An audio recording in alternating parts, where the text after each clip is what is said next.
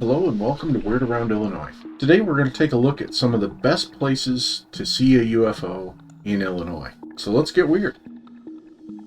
So I looked at some data from the National UFO Reporting Center. This data is between 1995 and 2024.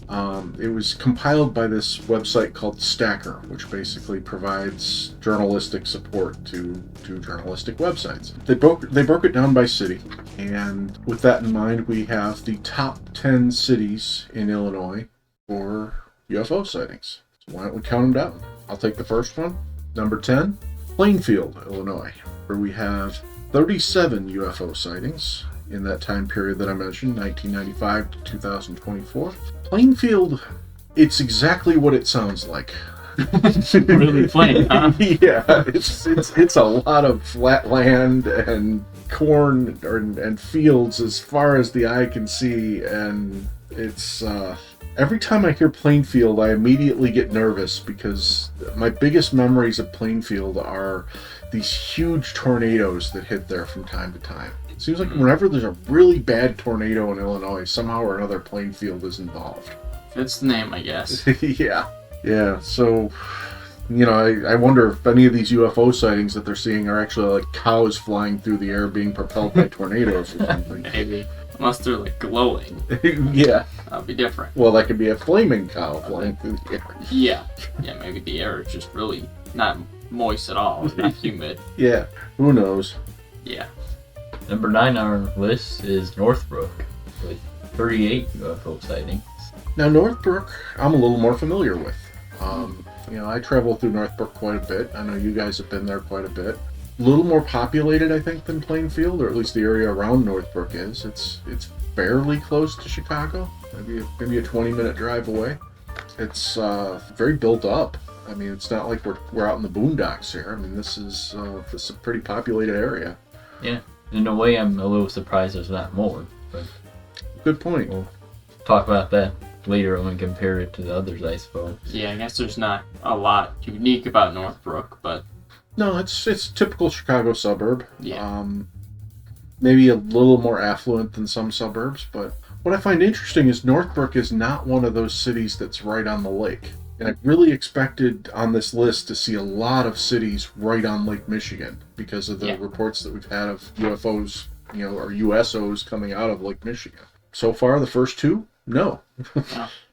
Well, going to number 8, the amount of sightings are increasing. In Naperville, there are 43 sightings. Okay, Naperville, again, not on Lake Michigan. No. We're getting further away, as a matter of fact. Probably something very similar to Northbrook. Mm-hmm. I'm assuming sort of suburbs. This, I believe, is even further from Chicago than Northbrook, right? Oh, yeah. It's this is like the far southwest suburbs. Now, we've been to Naperville a time or two. I want to say the last time we were really close to it was when we were on the Bigfoot hunt for that radio station. We got really close to Naperville for that. But Naperville, I mean, they're known for a couple things. They got a good children's museum. The thing I remember about Naperville that drove me nuts is all their restaurants closed at 3 p.m. It's a great place for a pancake house, but good luck getting something to eat after 3. So it's like the holidays, but constantly over there. Yeah, exactly. You know how their population compares to Northbrook?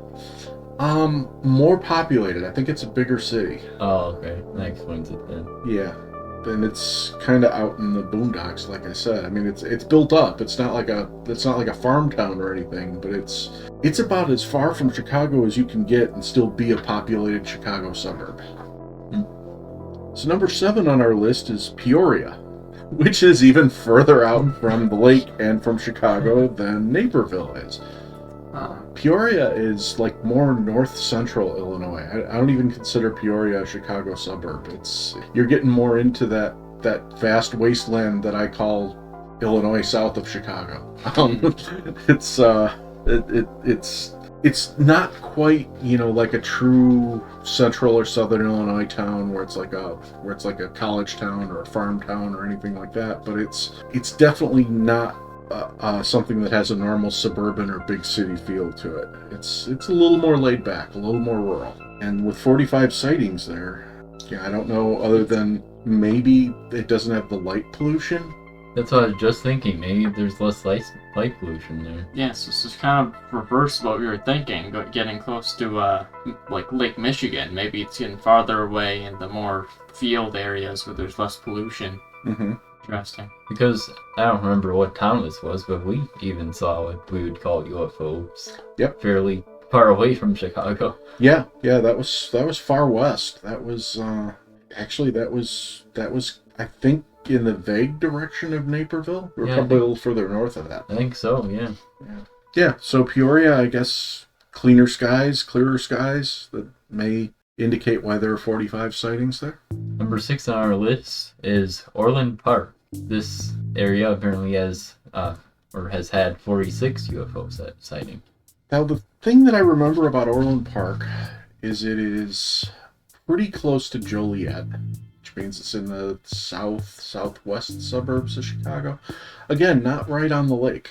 Not really far enough from Chicago to avoid the light pollution. Fairly big city, though. Decent size, anyway. Yeah, based on the name, it kind of makes me think there's a higher population over there. There's a decent population in the city, and they're really close to a lot of other big suburbs. And not too far from Indiana either, so... Oh, yeah. I mean, that's just close enough to hell, so you can see anything. Yeah, there you go. Yeah, I mean, I'm surprised they're just seeing UFOs if they're close to Indiana. Yeah. Well, number 5.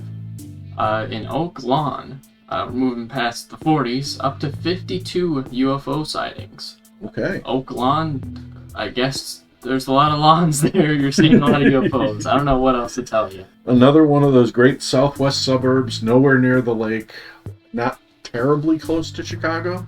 Okay. Real strong suburban town, though. Anytime you go through Oak Lawn, you would feel like you're going through any of the northwest suburbs or northern suburbs of Chicago. It's the same feel. All right. Well, that sounds like a fair place to meet in the middle on this list. So yeah. Fair enough. Yeah. I'm curious about the number of sightings. I mean, it's not too terribly far from O'Hare Airport, I guess, and it does have a fairly large population, so.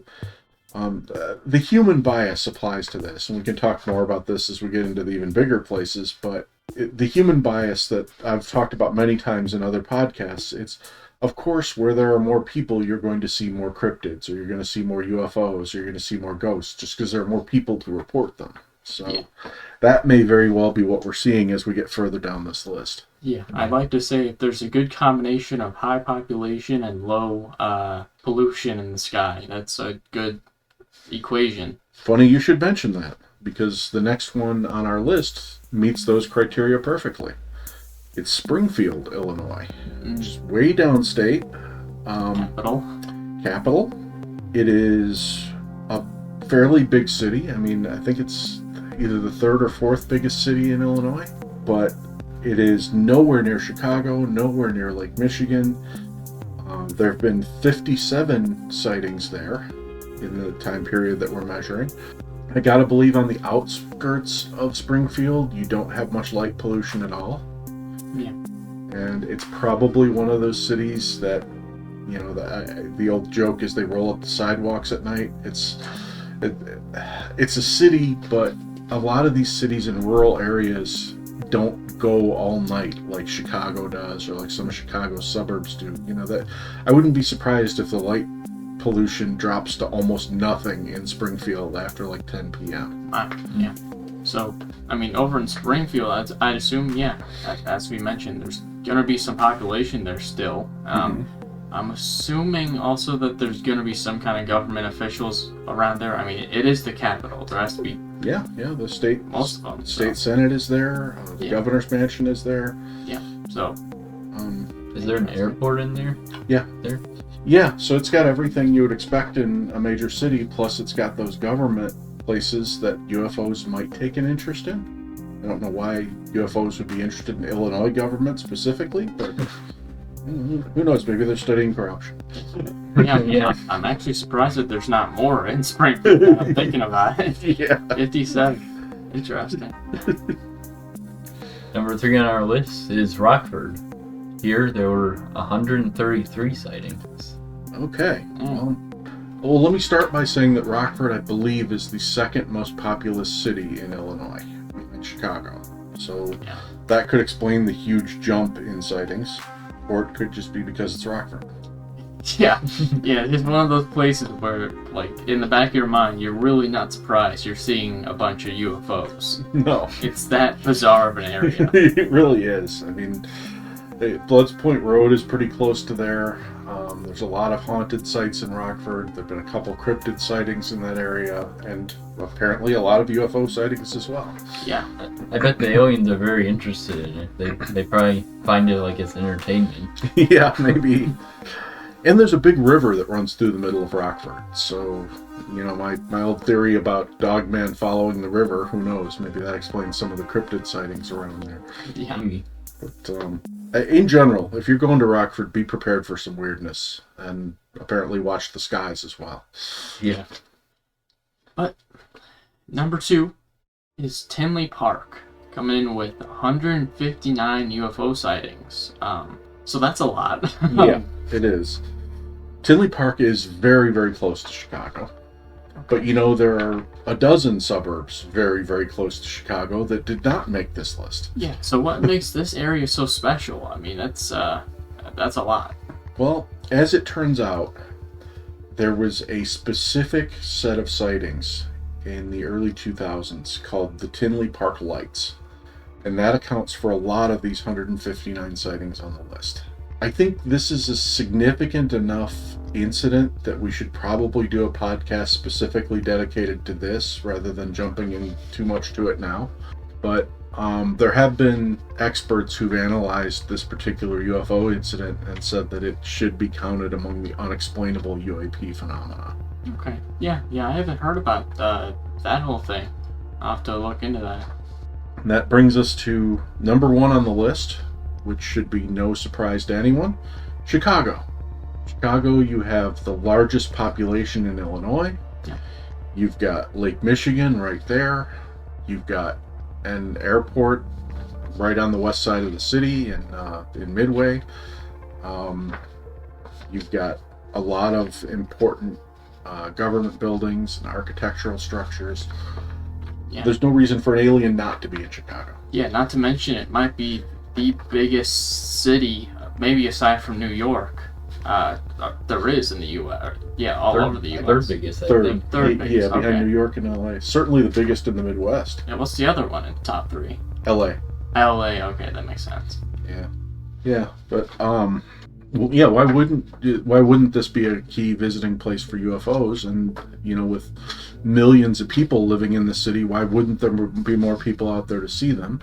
As I mentioned, the nightlife is much healthier in Chicago than in many Midwestern cities. So why wouldn't people be out at 2:00 in the morning looking up at the sky? Yeah, there's a lot of good and bad stuff happening in Chicago, and kind of like Rockford, I think it would be very entertaining for aliens to watch. Yeah. I mean, people watch the news, so I'm sure humans find it entertaining. Why can't aliens? Good point. And depending on which part of the city you're in at what time, an alien could walk right down the street and fit right in. Mm-hmm. So those are the top 10 cities in Illinois to see a UFO. If you have seen a UFO in one of these cities or not, please let us know. If you live in any of these cities and we've insulted you, we apologize. We